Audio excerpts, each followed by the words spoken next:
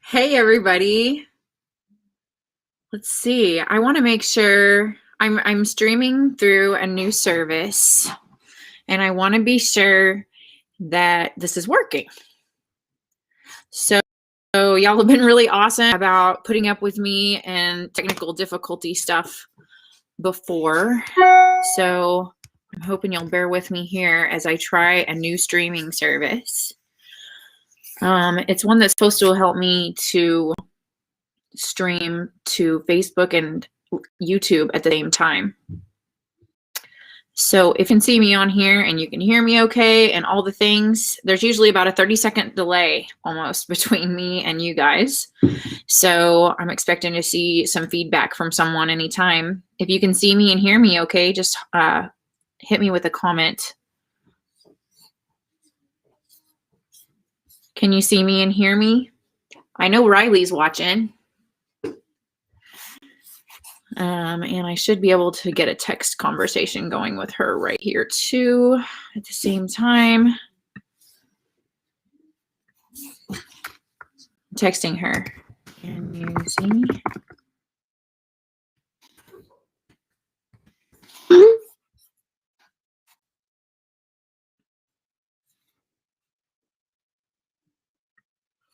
Okay, she's answering me.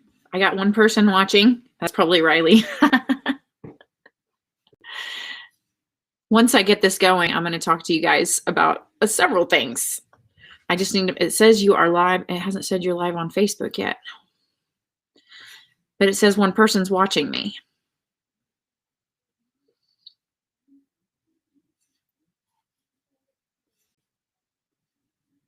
So who's watching? Who can see me?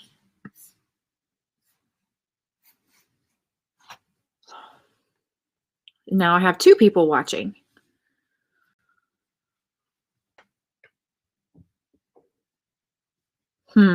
Okay, so I'm at 2 minutes and 21 seconds right now.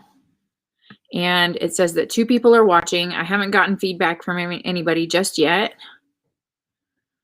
Riley is messaging me. Oh, now you're there. So, wow, does that mean there's a 2-minute lag? Like, okay, so I'm going to say go right now. And it is 9:04. So I wonder how long it takes you to hear that.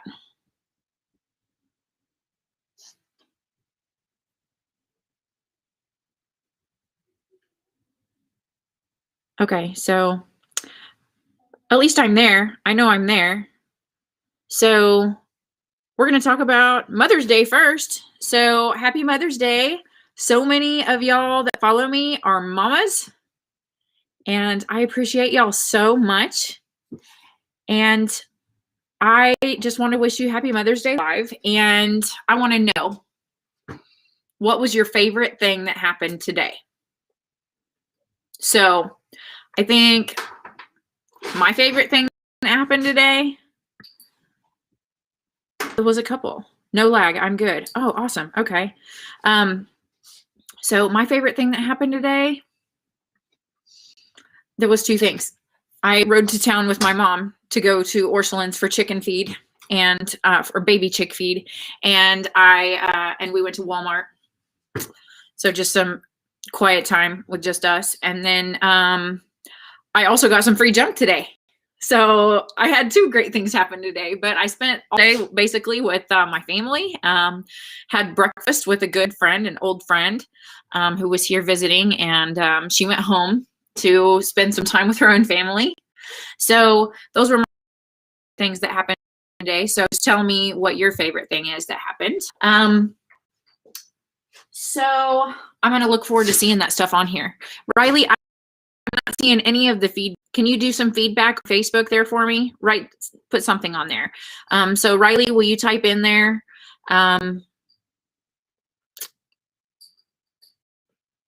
I don't know. What was your favorite thing about Mother's Day?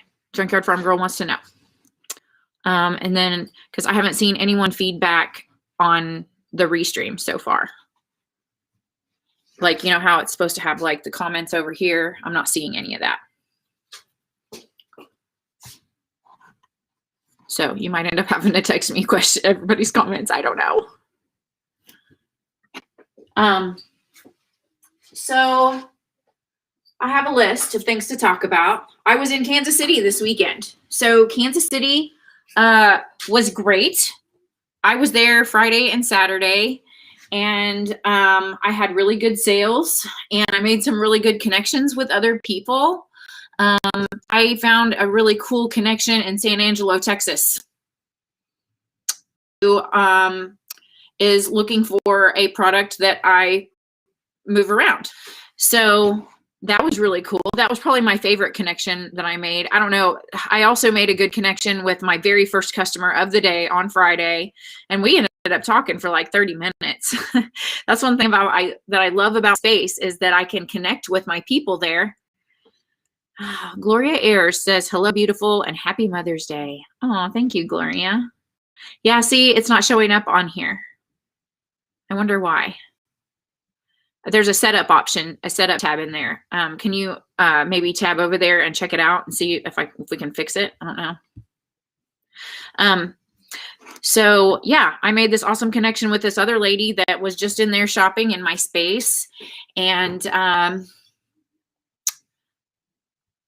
that was just like really wonderful to just share my story with somebody, you know, how I got started, why I'm where I'm at now. It's funny because so many of my questions that I get asked right now involve, well, not right now, because my husband had an aneurysm and we're in this life change right now. And which is fine. I'm rolling with it, and, you know, all that. But it's interesting how life has changed. And a lot of my conversations, it all comes up. And so I just make some really good connections with people about junk and life in general, because crazy bad stuff happens to everybody. Not everybody, but a lot of people, I guess. And it's nice to connect with other people besides the ones that I'm always talking to. And so that was probably one of the coolest things that happened in Kansas City, was those two connections that I made. And one was just a heart connection. The other one's a business connection. So the coolest thing that I saw in KC this weekend, or saw, I ate a lot of candy. But get this. This candy is the coolest candy ever. It's called astronaut candy. And astronaut candy is what goes with the astronauts into space. And it goes through a freeze-dried process.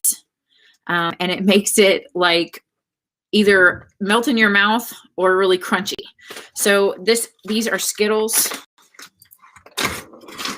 that have been through this process. This product is from a company called My Honey's Kitchen, and it's a husband and wife. And so My Honey's Kitchen, let's see, where is there it is. Oh, there you can see the graphic really well. And can you see the Skittles? They look like they've kind of been exploded. So here's what they look like. But they're really crunchy. Not chewy at all, like a Skittle is supposed to be. They're so good, but they taste like Skittles. It's just different Skittles. More like Pop Rocks Skittles is kind of what that's like. This is Jolly Ranchers. Look at that. Did you ever think that you could eat a Jolly Rancher in 3 seconds? These are not crunchy. They just melt in your mouth, almost like cotton candy. This one is saltwater taffy. And seriously, I'm a saltwater taffy lover, but I think I love saltwater taffy even more in this form. But I was like, so does this reduce the nutritional value of this so I can eat a lot more? And and from my understanding, it does. So this whole bag, before I ate half a dozen of them, was one full serving. So pretty cool, huh? Astronaut candy from My Honey's Kitchen. They are located in Missouri, and their website is www.myhoneys.com. So it runs the candy shop down in the Mercantile I'm in, which is called Martin's Memories. Nana B is who started buying this and stocking it in the Mercantile. And I'll bet you she almost sold it weekend. They also have malted milk balls. Werther's Red Hots, which I'm not normally a Red Hot fan. I don't like that spicy, sticky to my teeth texture. And these were like the Jolly Ranchers, and that just melted in your mouth, and it was different. So anyway, it was really cool. Hey, Robert. I see Robert is watching. I have to download the chat app on my computer to communicate with my audience. 3 dots on the sidebar of the stream and click on the chat app. It has the option to download from Mac or open in a browser and dual screen it. That's confusing. Okay. Go to the 3 dots up in the corner. Ah, that made me lose my messages. On the sidebar of the stream. And click on chat app. I don't see 3 dots. Oh, on the sidebar. Chat app. Changes you made may not be saved. Okay, I can't do it right now. I'll have to do it later on the next one. Gloria says her hubby took her to her favorite hole-in-the-wall authentic Mexican food stop in Champaign. Yum. My favorite hole-in-the-wall Mexican food joint around here is called Habaneros. And they serve this thing called the molcajete, which is in like this lava, pig-shaped lava bowl. And it's so good. Molcajete. I bought pizzas, those market side pizzas at Walmart, and we had pizzas together around the kitchen counter tonight, at the bar in the kitchen. And I loved that. I love eating dinner with my family. Usually whenever we are together and we cook dinner, we sit at the bar in the kitchen and eat. And devices are supposed to be put away and all the things. So that's always nice. And we actually played games tonight too. So I did a lot of good things today. We played Scattergories and we played Connect 4. And we started to get Taboo out. And then I thought, with the 4-year-old playing adult games, and then you step down to the kid games, and it's kind of like, it's difficult whenever you got such a range of ages. But we had fun playing Scattergories. That was one of the games that the therapist for Casey's brain injury recommended that we play. So we had fun. We played 3 full games of it, and it was fun. I won't say who won. So I had a really interesting question whenever I was in Kansas City this weekend. And I think I just shared something or whatever. And then on my social media, I got a comment from one of my absolute favorite people in the whole world, Ma Deb. Ma Deb wanted to know if the West Bottoms is safe. And so I replied to her comment and said, in the daytime, absolutely. But I try not to stick around after dark. So that area is really unpoliced.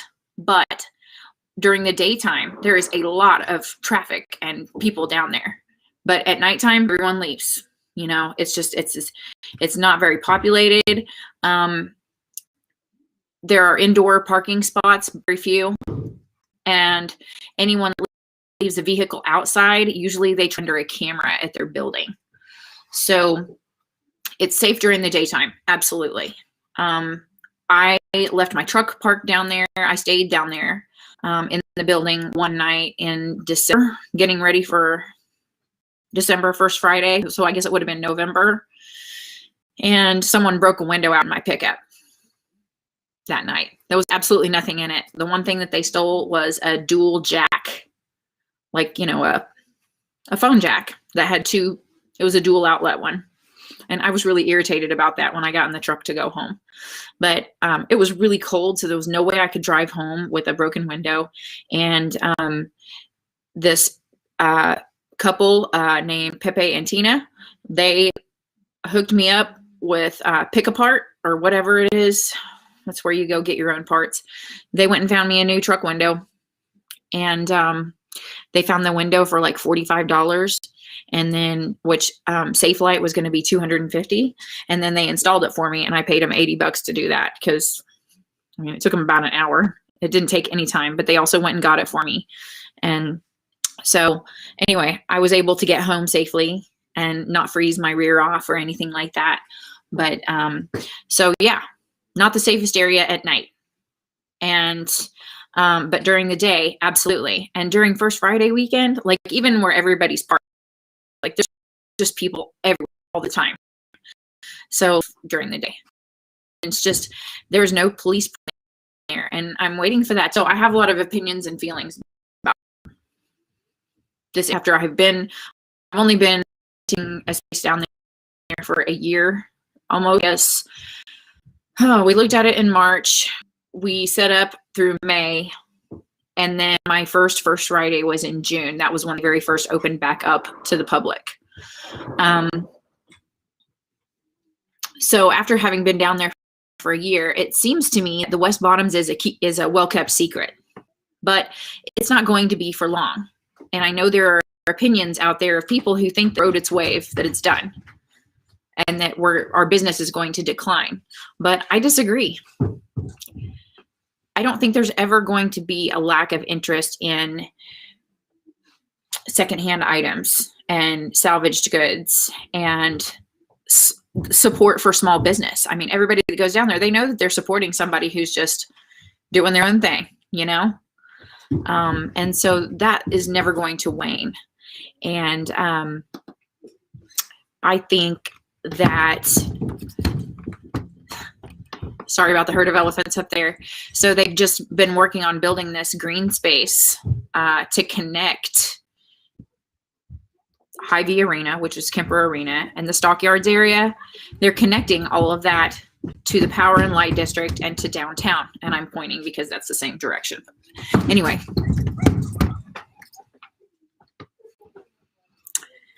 So they've connected all that with like this really nice sidewalk system and kind of a greenway. And so then they're building like a big concert space in an area that was formerly just a creepy area under a bridge. So they're building these types of public areas to make it more safe and to really liven that area back up again. And so I don't think that business is going to slow down in the West Bottom shops in the warehouse district. I think it's only going to get better over time. But the thing is, the property owners there don't really seem to want the infrastructure to improve. You know, I can only imagine what kind of things go on down there that we don't know about, you know, but they really don't want a police presence there. They don't want zoning to change. So there's that, you know, it is safe to go down there during the day, but I don't really feel like things are going to improve after dark until they install a police precinct down there and actually have a patrol presence. There's a lot of like at night, I think there's a lot of gang activity that goes on. I've heard about Guatemalan gangs. There's been activity going on basically recently. And it's not only affecting West Bottoms, but Power and Light District. We stayed in an Airbnb in Power and Light this last weekend. And we went online to find a restaurant to go eat dinner at. And this one that we clicked on said, "We are so sorry to hear about, you know, to tell you we're not open today," or whatever. And this act of senseless violence that happened like the night before, and went on to talk about we'll be back open hopefully today, you know? And so I put two and two together. When I had been leaving the night that they were talking about, when I was leaving the area, it was the last exit you take when you go through like on I-670, you go through this tunnel underneath downtown that's all lit up with lights. And then you come out of that tunnel and you take one more off ramp and you get on 71 highway, and then you're headed south out of town. So at that very last turn, right there by Power and Light District, I heard gunshots. And that's what it was, after dark activity. And that night I left way later than I normally do. I think I left at like 8:30. And I usually, if it's daylight, that's fine. But I usually don't like to be there after dark. So that's that. That's kind of my description of the neighborhood. I really love doing business down there, and I love the people that I meet. It's a real melting pot of people, personalities, artists, collectors. I mean, it's my kind of deal. It's awesome. So whenever I go there, what's in my toolbox? So I've been wanting to share this with you guys because this is a question that I get. People want to know what I take with me when I go. So when I go to Kansas City, I always take my toolbox with me. And right now I've just kind of got it pared down to bare bones, but I'll talk about it a little bit.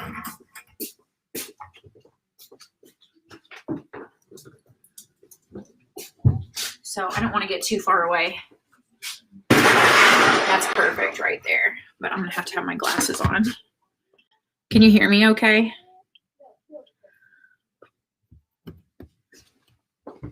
So if anybody's joining me, tell me what your favorite part of Mother's Day is today. Okay, so my toolbox right now, I have it pared down to this top piece, which I mostly keep pricing stuff in, but I'm going to go through it with you. And then my bottom trunk is on wheels with a handle. Okay, yep, awesome. So this is my rolling toolbox. Here you can kind of see how big it is. This one is Milwaukee brand. Craftsman has a similar model. It's a little smaller, a little more compact. My mom got herself one the other day because it's so much easier to have a toolbox on wheels that has all the things you need. Because, okay, so even though I'm in a building with 4 floors of stuff and different vendors, it's not always easy to find the tool that you need for what you need, right? So the things I always have in my toolbox. This has 2 pull-out trays right here, and they stack. And then in the bottom, I always carry a drill. I always carry an impact, okay? So drill, impact, and I always keep the an extra battery, and I keep a battery charger in there.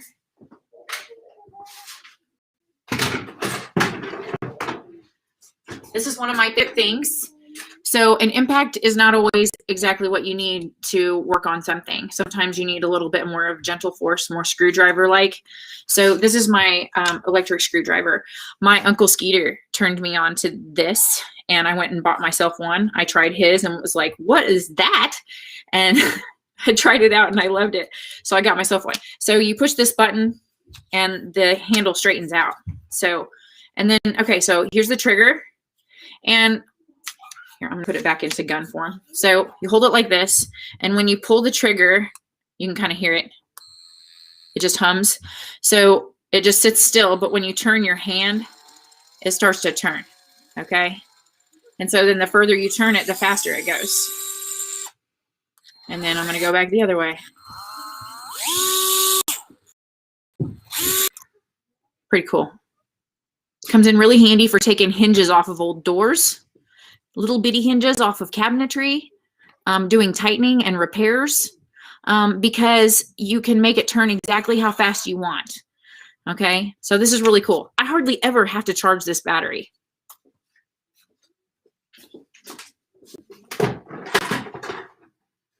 So this is a Craftsman set, and it's got all the different connectors you need for cordless impact. Okay, so it's got several different flathead bits, several Phillips. It's got the square head.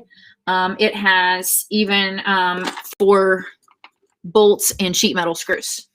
And then here is a quick connector and an extension.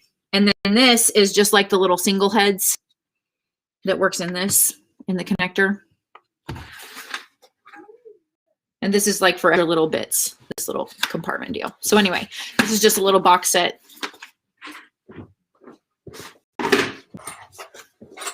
I keep a drill index. So this came from an auction box. It's a really nice set of bits in a metal box. They are nice and oiled. It's probably the nicest set of used drill bits I've ever found.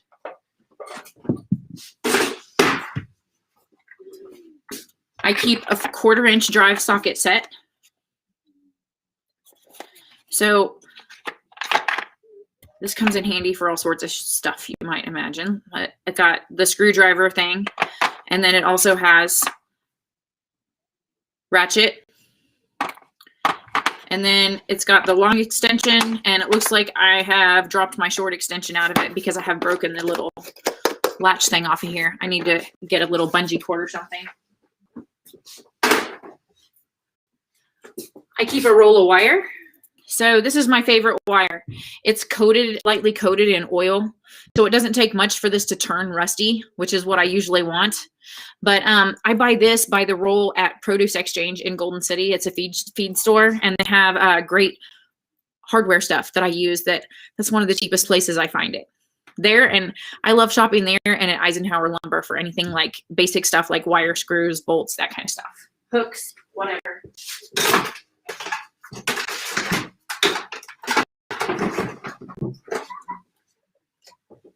Okay, I keep a Sawzall in there.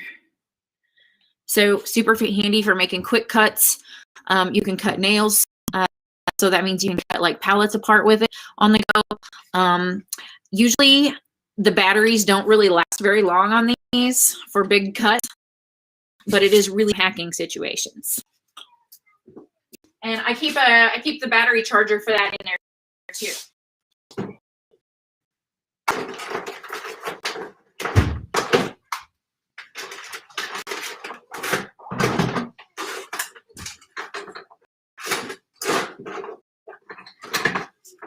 So for the Sawzall, I usually keep a sleeve that has the blades in it. My blue sleeve is not in it at the moment though. I probably put it somewhere. But I do have one blade stuck in the bottom. For emergencies. Zip ties. Okay, so these are super long zip ties. They're 14-inch. I usually keep shorter ones in there too, and they're in one of the top trays right now, but always use zip ties for joining things together. Wire is kind of a last ditch thing for me. I don't use wire very often. I mainly use wire to hang things in my booth space. The girls are wrestling right above the computer, like less than 3 feet away. Can you hear them? So anyway, I usually use to do things like with infrastructure with my booth, like I like to use these tall 6-foot screens and lay a ladder across 2 of them, like, you know, and then make the ladder into a shelf in part of my booth. I usually have that going on in at least one spot, and I use zip ties to put it all together. Another good thing for joining things together is shoat rings. So these are what you would use to ring a pig's nose. They call them humane pig rings, and it keeps the pigs from rooting. And so you might ask, how is piercing a pig's nose humane? So you have the alternative, which is I actually, I had a pair of the antique pliers that did it, and I gave them to a friend who's a pig farmer. I was like, I don't expect you to use them, but I said I thought you might just like have a cool spot for cool tools for pig farming, you know? So I gave them to him. But they're snouters, and they actually cut that muscle on top of the pig's nose to keep it from rooting around and destroying stuff, because pigs are super destructive. So these are humane hog rings, and they would put these in the top in that muscle instead of cutting it. They would just put these in there, and they're sharp enough. They would just keep the pig from rooting. So anyway, they're also great for joining things together. They look like tick teeth. It's kind of funky, but whenever you bend them, they make a triangle. So I'm going to show you, let's see. Stuff all goes in there. I have the pliers for using them in one of these top trays. Not that one.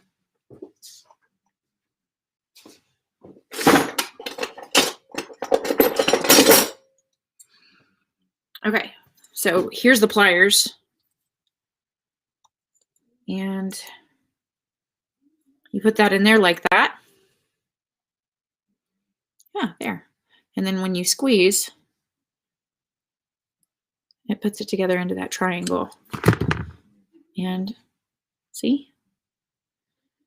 So it's really great for joining other things together. Like, okay, so the rain chain that I was talking about in my live video from the other day where I went live in my booth on Thursday night. That cat's playing with my paintbrushes. I use these to join that whole rain chain together. This is my joiners. So anyway, I keep these in my booth. You never know when you're going to need them. In my booth, they're in my toolbox all the time. So otherwise, in my top trays, I keep a tape measure, a window scraper. So this is like a razor blade, but this flips over. So this is the blunt side, and you just undo it. It's got a little clicker deal on it to open it up, and you flip it over, and then it's sharp, and you can scrape windows, which comes in pretty handy sometimes. And whatever else you need to scrape. Sometimes you might have to scrape something off the floor. You never know. For cutting large wire, I keep an old set of line pliers. So these are called line pliers because they'll cut really thick metal. They're really heavy duty, and they have a square end on them. And then see, there's the dikes, the wire cutters on them. So I keep a set of these in there. I keep a set of channel locks. They're small channel locks. They're like the size of regular pliers, but they're channel locks. You can get a lot more leverage on things with channel locks than you can with regular old slip joint pliers. These are wire dikes, so just wire cutters. And more than wire, I cut zip ties with these. Needle nose pliers. You never know when you're going to need to pull a staple out of something, and this is what you use to do that. A cutter, cut paper, fabric, whatever you need to. I keep them in there, or keep that in there. And then for my impact, anywhere my impact goes, I always have a magnet tray that has all of the extra little tips that I carry around, and any screws that I remove, they just go directly on the magnet tray. So usually wherever I'm working, I just carry the magnet tray with the impact and then put all my stuff on it. So you can see like it's got hooks, screws, all sorts of things on it, and super handy. So in my other tray, I like to carry a tack hammer. So this is called a tack hammer because it's, welders they tap on their tack welds to make sure they're good and solid and clean off any slag, and then they re-weld or whatever. So anyway, tack hammer. I like using needle nose pliers and a tack hammer to put in small nails or staples or anything like that. They come in super handy having a smaller hammer. And the smaller hammer fits in the toolbox better. I usually always carry a set of jersey gloves. And, these are 11-inch ties, 11-inch zip ties in clear and black. I always carry lag bolts with me. So I have drill bits and a drill in case I need to drill a pilot hole. And then I've got sockets, and then I've also got the cordless impact. What do you call it? The thing that goes on that, the sockets to do it. Hooks. You never know when you're going to need a hook to hang something from the ceiling or from the wall. So I like to keep a couple of them in here all the time. A small set of Allen wrenches. It's weird. You never know when you're going to come across an Allen wrench bolt. So I just like to keep a basic set in there. So the bad thing is that you really need a standard set and a metric set. But this is standard because it's mostly what I see.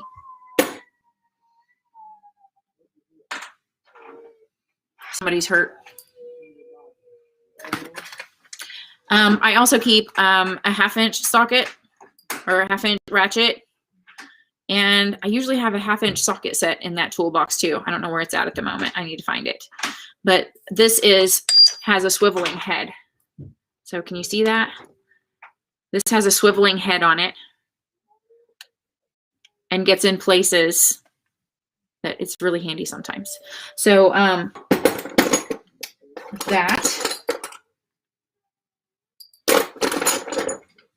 an extension for the socket or for the ratchet, and I have a regular flathead screwdriver in here because a little flathead screwdriver is handy tool for all sorts of things, prying, digging, whatever.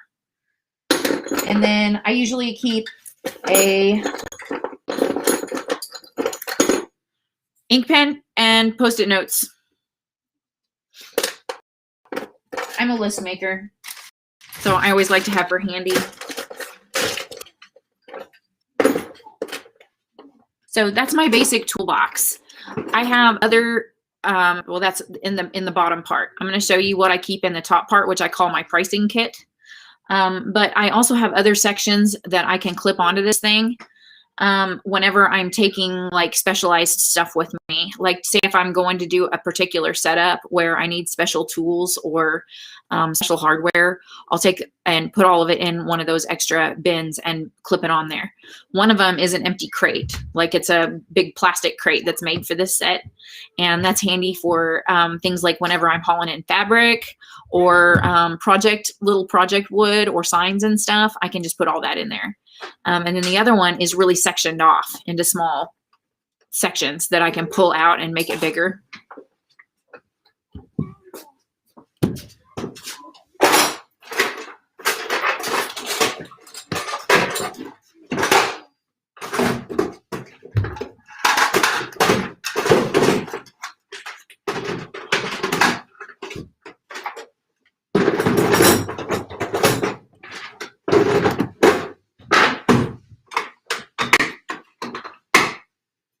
Okay, so that's what's in the bottom. In the top, the most important thing I carry up there is for pricing, and this is what I use for that. This is a little case, zips shut, and then this is called the Nimbot, N-I-M-B-O-T. Nimbot, N-I-M-B-O-T. So this is a D11 model, and it connects to my phone through Bluetooth. But I used all weekend long, I just left it in this thing. I just lifted it up and out of here so that it could print, which it kicks out the labels through here. And then here I have charging cords and extra rolls of labels. So what this is a thermal label printer. And it's super handy for printing a ton of the same label. And it's pretty handy for just individually pricing stuff too. But there's an app on my phone that goes with it.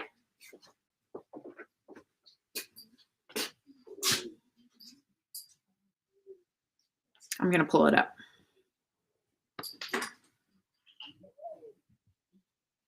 So this weekend I had taken down there, or up there to Kansas City, I had taken up a lot of metal ceiling tiles. So I needed to price those. So we're talking like there was of one particular print, there was 128 of the same tile. So 128 tags for one thing. I'm pretty sure I printed over 400 tags and attached them this weekend. And I still didn't quite finish everything. So I have to run more. I ordered some more as soon as I got home today. So these printers, I think I was looking on Amazon for tags today and I saw a printer on there. They're less than $40. And the tags can get expensive. So shop around. And what does Todd Lackey say? Yeah, Todd says neato. It is really cool, Todd. This would be great for you too. It's super easy to do. And you would just have to have a clothing tagger to nick it on with. My friend that went with me this weekend, she took a whole bunch of vintage clothing up there and she borrowed somebody's tagging gun thing, but she printed the labels for her tags with this. I had some really small ones. I do not like the small ones. I like the ones that are about 1.5 inches long. I can put my logo on there and then any information that I need to. So on my tags, I have to have my vendor number, the price, and a description. So I'm trying to pull this up so that you can see my tags. Log in. I hate having to log in. It's such a pain in the butt.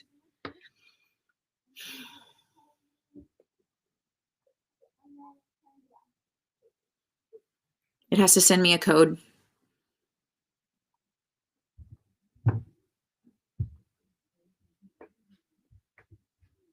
Okay, so now, if you can you see that at all? Oh, there we go.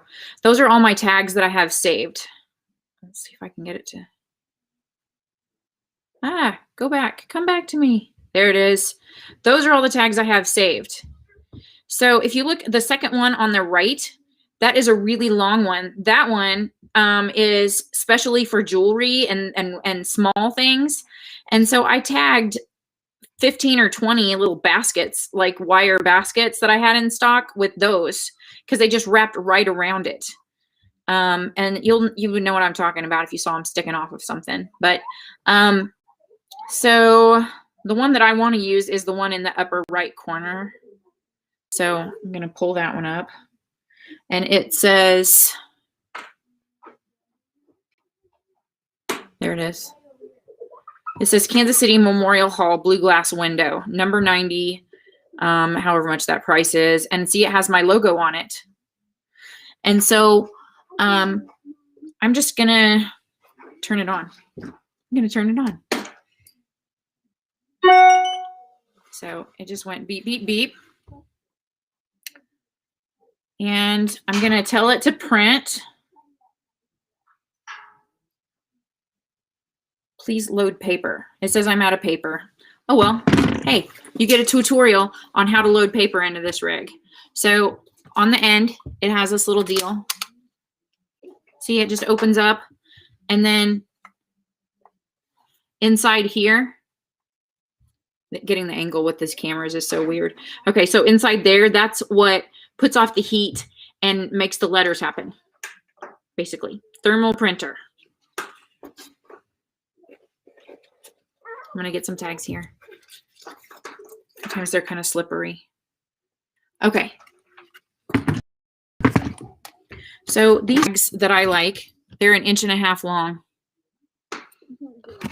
So I was talking to you about shopping around for the labels. They can get a little pricey. So at first, the first run that I found of these, the ones that I like, was $12 for one roll. And I think this roll has 160 on it.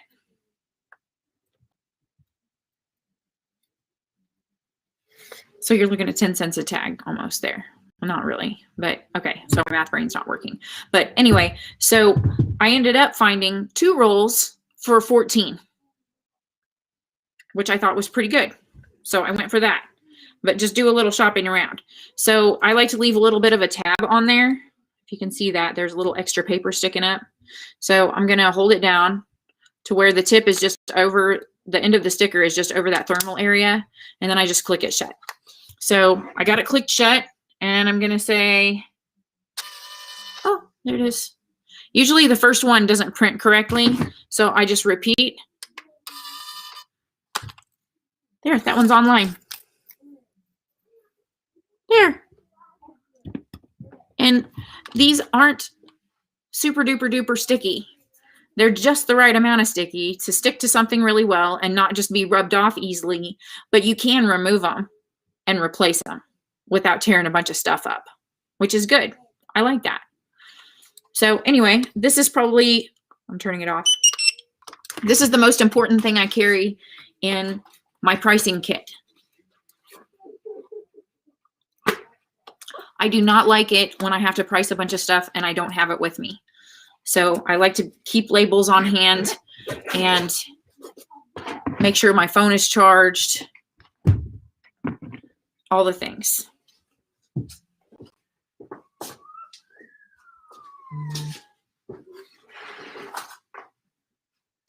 I'm going going to make my kids watch this video later so that they can hear themselves because it's kind of ridiculous. Okay, so I've got this little box that has some stuff in it. I'm going to show you. So to go with this, I have this little coupon organizer, and it's empty right now because I used everything that I had in it. But it's just a regular old coupon organizer. And in that back pocket, there are still some of my tags left. So these are my tags. So I use old playing cards, which there's never a shortage of. We have lots of decks of cards. And so I cut them into fourths and use them for tags. Now, if I'm going to have to tie it to something, that means I need a hole in it, right?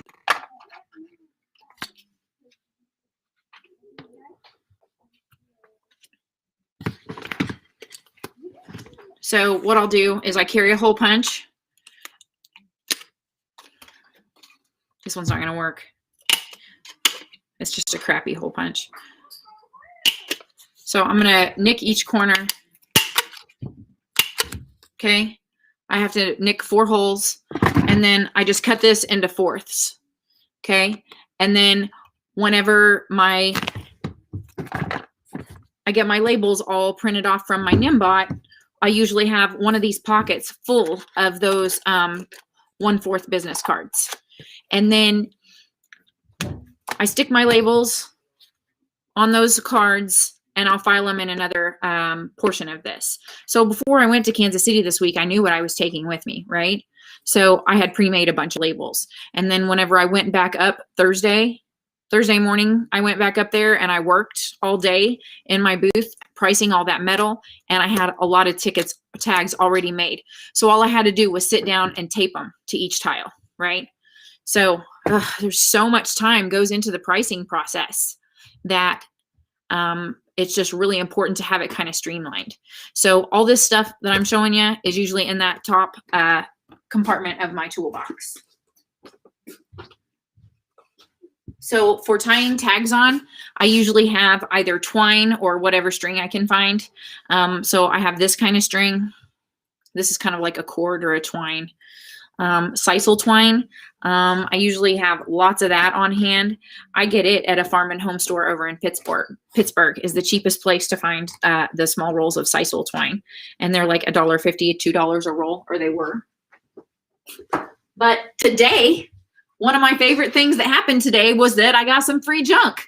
And in the free junk, it's funny because there was a man sitting there watching me. An old friend. They're neighbors. And I think he probably wondered why I chose this ball of twine out of all the stuff in the container I was looking at. Why would she want that twine? I could just see it. But because I use twine to tag everything. So I'm always looking for free string. This kind of stuff is great. So I keep the head of a broom. Just the head off of the broom. I keep that in there. Things get really cobwebby, dusty. It doesn't matter what I'm doing. Usually stuff gathers dust just being in my trailer and bouncing down the road because I live on gravel.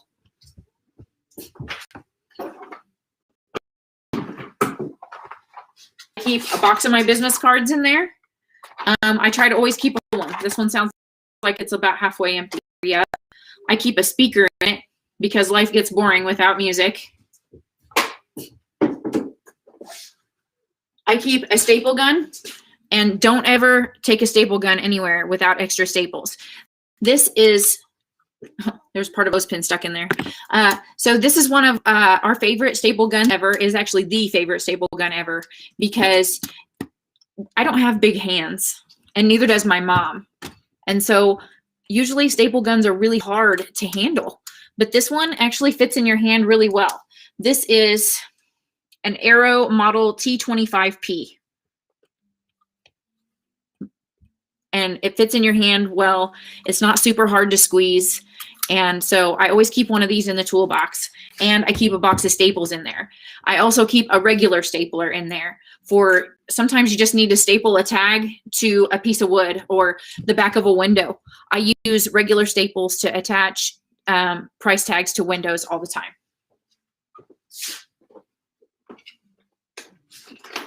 I always keep a couple of bottles of water.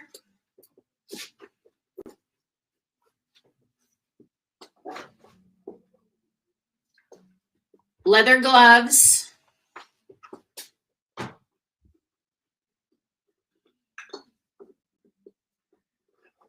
I usually keep a paintbrush just to dust things with. So right now I have a couple in there for dusting, for getting into corners on old dusty stuff. Nothing works better than a paintbrush.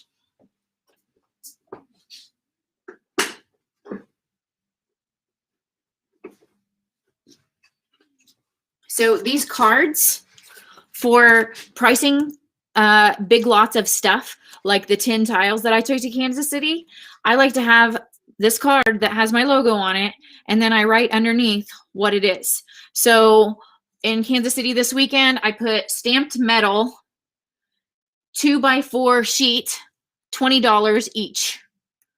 Okay. And then I had another one. I did stamped metal cathedral pattern, X amount each, right? For the smaller tiles, I did stamped metal 2x2 medallion, $15 each. And then on the other ones, I did 2x2 patterned, $10 each. So these come in really handy. I still have to price each thing individually up there, but at a regular show, like if I had gone to Springfield and done Two Friends and Junk, I would have done this and then just worked off out of my pocket, you know.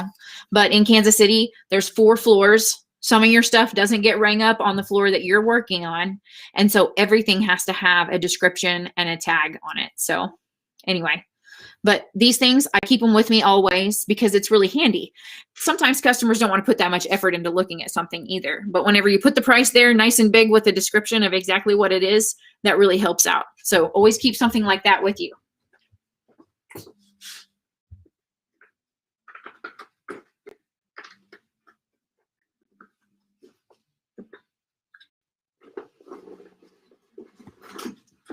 I keep a bottle of cleaner,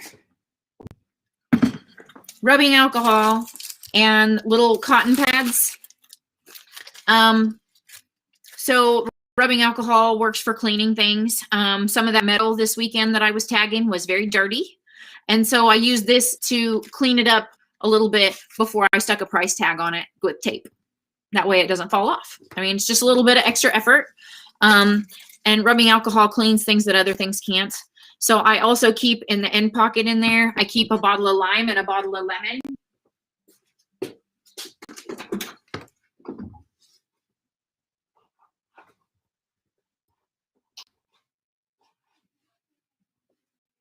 So lemon oil and lime oil, they are both amazing at removing sticky things. Lime is better for things like gum, chewing gum. If you got chewing gum on the bottom of a piece of furniture, lime oil will take it off. It'll take it out of your hair too. So Ziploc baggies, always handy in case you have to work on a piece of furniture. These are the snack size ones. If you need to work on a piece of furniture and you have to remove some screws or I don't know, any number of situations. Baggies. And so I have the basic stuff in here too, like screwdrivers, a basic set of L brackets for attaching things, a box knife, and then extra sets of pliers. I always carry an extra set of pliers and an extra hole punch. So I got those in there too. And then also these little dealies. These are little safety pins that are rounded on the other end. So it's hard. There you go. So for attaching things, price tags, or okay, so the peacock tapestry that my neighbor made, and I took it, and the only place that great place I had to hang it was this area where there was 2 little tension rods hanging in 2 openings. So I created little hanger deals on the top of it. I used some of that cord and kind of made like a curtain and used those 2 tension rods to hold it up there in place. It worked great using these. Okay, so that's what's in my toolbox. if you're any kind of a vendor and go to shows and stuff, have yourself a really good toolbox. So until last year, about this time, really, I don't know, it might have been later in the year, but it was about this time that I went and bought that toolbox. Before that, I was carrying crates of stuff with me all the time, in and out of the studio, in and out of the house here. I was forgetting things. It was awful. And until I bought the toolbox on wheels, and it was like revolutionary. It was awesome. And I actually had a couple people give me a hard time about having a really nice toolbox. And I was like, you're just jealous. You want a toolbox like mine. And it's true. It's really handy. So did I bring home any cool junk? I did, in 2 different ways. I brought home a piece of my own junk. Let's see. Okay, so look at this piece of metal. Wow. Okay. So this is what I want to do with it. I see an owl face in this thing. Do you see that? So I see 2 different things, actually. There's an owl face. So I'm going to cut this off here. There is the top of an owl's eyes with his horns coming out. Eyes, eyebrows, and then here is horns. Like his horns, right? So I think I can do some cool work with the plasma cutter with this, and maybe with some wood and other things, and really make it look like an owl face. And then so the bottom, how do I cut I need to cut the top half off. I'm just going to keep raising this up. Okay, there. I think that looks like a bug face or something. I don't know. Anyway, I was thinking about cutting this thing in half. So this stuff is sharp. You got to be careful. My hands are like leather. I put up signs in my booth saying, watch your fingers. So I'm going to cut it all the way across here. I'm going to cut it in half, and I'm going to turn the top half. Here, I'm going to show you. I'm going to use this top half and make an owl face. The bottom half, no, it looks like one of those weird puppy dogs that always has its tongue permanently out of its mouth. Anyway, that's my own cool piece of junk I brought home. And I got some other stuff too. They're just little things, but I'll unwrap them with you.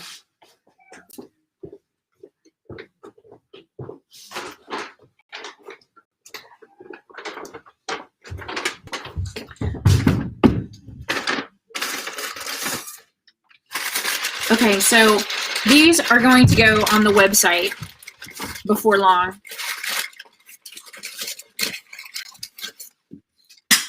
But I don't know if I really want to tell you what they're for just yet.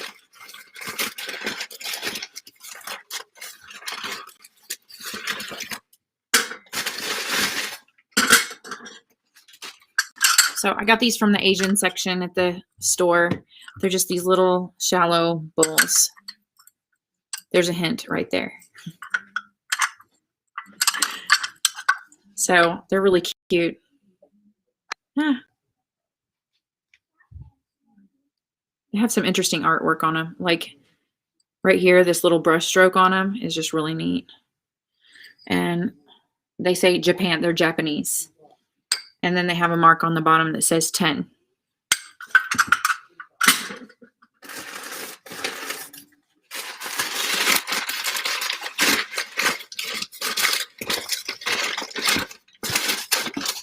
So I collect pictures. I'm weird. I don't know. I have a thing for them. And yes, I said pitcher, as in a pitcher that you would pour. And I found this little bitty turquoise pitcher, and I just thought it was adorable. Don't ask me what I'm going to do with it, because I don't know. I don't know. But it's stinking cute. The opening's not very big.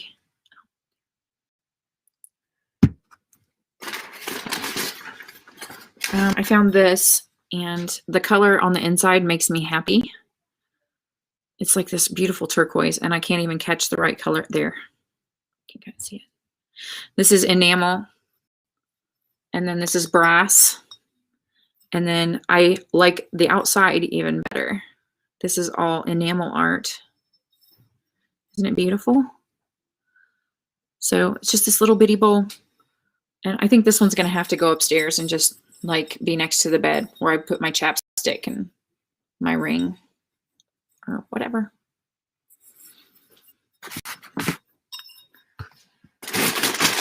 Those two are specifically for me. The other stuff is just kind of for you. Well, not kind of, it is.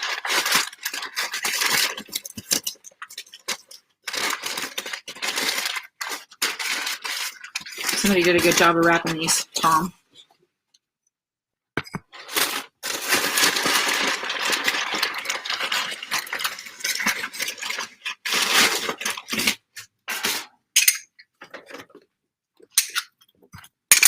So there's a set of 4 of these. They're just cute little.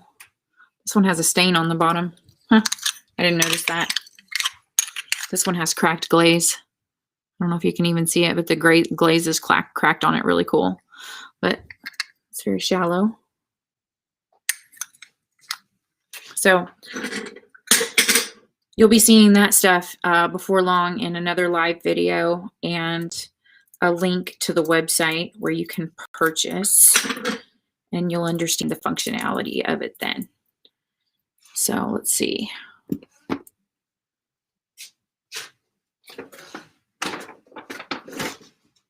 Let's see, what else? Cool junk. What are my Kansas City goals?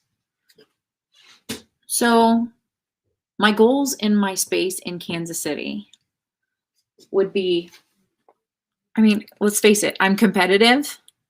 I love all the people and I want to include everyone. I think there is plenty of room for everyone in the artistic world. I don't want to, bogart my ideas. I want to share them with everybody and I want to inspire other people. But I also want to be the top seller. So that's one of my goals in Kansas City. I want to remain top seller. I want to be the one who does the best. I want to move salvaged goods. So this month, whenever I was redoing my space for First Friday weekend, I brought some stuff home. Stuff that I got to unload from the trailer tomorrow. I need to add that to my to-do list. Because I want to move more salvaged goods there. So I cleaned some stuff out. I opened my space up. Really nice, easy to navigate. One customer who walked through said, "Oh man," she said, "Is this your space?" And I said, "Yeah." And she said, "Oh, it's just a breath of fresh air. I felt really overwhelmed." And she said, "You have everything done really nicely in here, like organized." And I was like, "Oh, thanks." And I kind of like the way it looks. It's usually organized chaos in there. I hit a different level with it this time, and it was just really nice and inviting. I really enjoyed how it looked. I enjoyed being able to talk to customers and have plenty of room between me and them to talk, but still have plenty of room for other people to pass by. That was really important. So moved salvaged goods. I sold a lot of wood this weekend. I sold walnut. I sold cedar. I sold beams. I sold a rusty child's bicycle. I was pretty proud of myself for that one. I had enjoyed it for several years and I just took it with and sold it. What else? Gosh, I had a lot of sales. I'm not sure how today went, but like I said, I moved a lot of salvage stuff and I like that. That's kind of my bread and butter and what I really enjoy moving because it's the stuff that I gather myself, So the last thing would be to, network. I'm trying to read my own handwriting. So make connections and network. And that was great for me this time. Meeting the people from Texas that I think I'm going to end up doing some work for. That was amazing. And I can't wait to get back in touch with them. I need to get right onto that this week too. Finding the materials that they need. And I know they're here. I just got to get them, present some choices to them. And then I got to figure out how to get things to Texas. So that'll be fun too, because shipping right now is insane. So I'm thinking, how big of a vehicle do I need to transport this stuff? I might just ship it myself. I have family in Dallas. I mean, my cousins would probably take me in, I hope. Okay, so moving on from Kansas City, cool stuff that's happening this week. I have to go back to Kansas City, but I'm taking some good stuff with me. I have a lot of smalls that need to be priced and taken up, and I'm thinking I'm going to work those in this week. Casey has an eye doctor checkup week, so it'll be Wednesday. 2 weeks since his eye surgery on his right eye.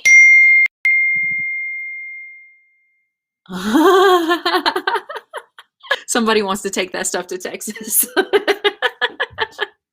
No, we have to go together.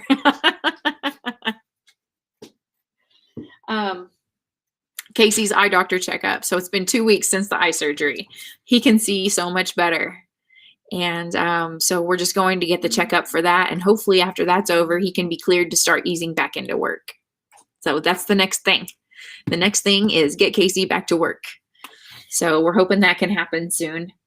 I have to tuck more seeds into the garden. So right now I have turnips, I have lettuce, I have beets, I have garlic. The chickens did away with my onions. I have an onion problem. I have cabbage, kale, Brussels sprouts, tomatoes. All those things are growing. And then, dahlias and nasturtiums. What else? Marigolds, peas. So I don't have any cucumbers and I don't have any squash yet. So I need to get those seeds in the ground this week. And then, we have a lot of sunflowers and we need to do a replanting of sunflowers. So garden seeds. I'm going to see family later in the week. I'm really excited. So all week long, we're going to be preparing to take a family trip, which is exciting. I'm doing stuff with some of the free junk that I got today. So I got a baby crib today, and the ends, if I take the ends off of it, they'll make an awesome little sandwich board because they have a big open void in the center. It's wood, and it's really solid. They're not warped or anything like that. And they would be great candidate for painting with chalkboard paint and making into a sandwich board. I could just take that to Kansas City and sell it. Otherwise, what else? There was a lot of cool stuff. The jars are probably my favorite thing. I got a bunch of jars, 4 half-gallon jars, and these are canning jars. So I got 4 half gallons, which I love to put my dry goods in and the herbs and medicinal stuff that I like to collect and dry each year. And I was running low. So I got 4 new half gallons today and over a dozen quart jars for canning. And I ran those in the dishwasher earlier, so they probably need to come out. And then several antique coffee jars, and then several of the antique jars that have cool designs on the glass. And then, 2 tea jars. So they're full gallon jars. And one is even has the old Sun Tea logo on them. So that's exciting. I put those up.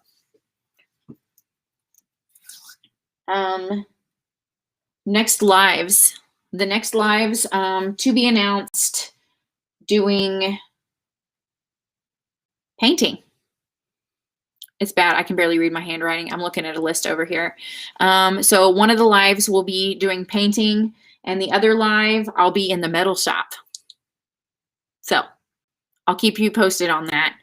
We have ball practices going on this week and other things like the eye appointment. And I got to do some stuff too. So I don't know when I'm going to squeeze it in, but I'm going to make it happen probably during the daytime. Let's see.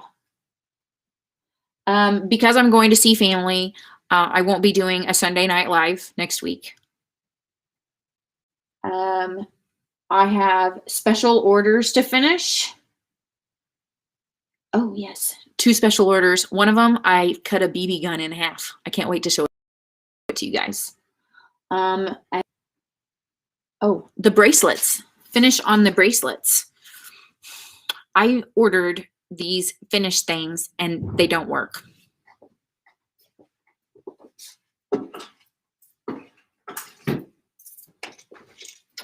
Okay, so I got these. These are tube ends, and there's all this.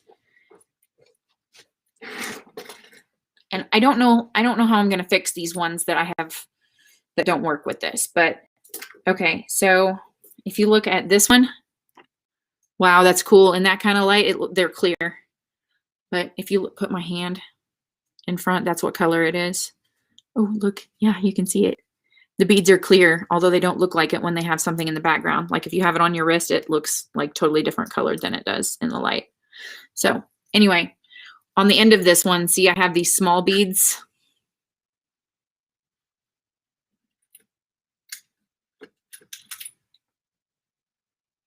And see this tube closure? At one end, it opens. See that tab there? I'm just going to open it a little bit more, see? And then there's a slot on one side.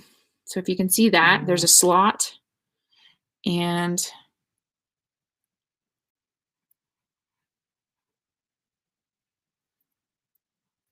it slides right over.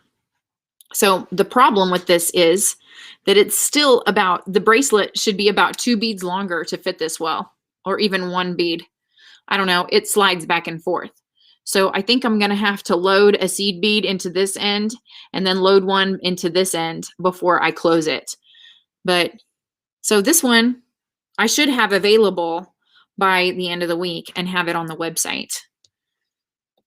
But this closure only works well with that size of beads or a seed bead. So what sucks is that this one, that closure doesn't slide over it. So I need to see if I can find some bigger tubes that would slide over this size of bead. That, or I have to figure out, and I might be able to do it. I got to figure out how to add another row on each end and put the right size beads there so that I can slide this over it. But there's a different length of it. So I think that this length would work just fine. So bracelet finishes is on my list of things to do this week so that I can put these bracelets on the website. Here's another one. This one's even bigger. This is jasper. Ocean jasper, I think is what you call it. I'm not sure. I could be totally wrong about that, so don't take my word for it. But it's really pretty. I'll figure out how to finish it. And then this one, which is kind of my fave here lately. I have to figure out how to finish this one because it's stinking gorgeous. Better start on another one and just do another one real quick with a better finish, with do the beads on it so that I can finish it well. But anyway, those are things on the list for this week. I will be with you to let you know when we will do a live about a metal shop. I want to do some plasma cutting. I have some ideas, cutting feathers and that kind of thing. And I want to do some welding and finish up some sculptures that are in the works that I have been putting off finishing. So live from the metal shop sometime this week, and live doing some painting this week, hopefully on that big church pew and some other furniture that we unloaded last week live from the trailer. So I'm going to cut this off for the night. I hope y'all enjoy. Have a great night, and I'll see you soon.